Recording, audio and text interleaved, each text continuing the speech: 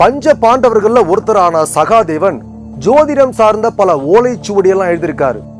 எதிர்காலத்தை கணிக்கிற இவருடைய திறமைக்கு சான்றா இந்த ஓலைச்சுவடிகள் இருக்கு. இவர் எழுதியிருக்கிற எழுத்துக்கள் அனைத்துமே இப்ப நடக்கிற விஷயங்களை விவரிக்குது. அது அதிசயம்தான். ஓலைச்சுவடியிலிருந்து வரும் நாளைய தீர்வுகள்.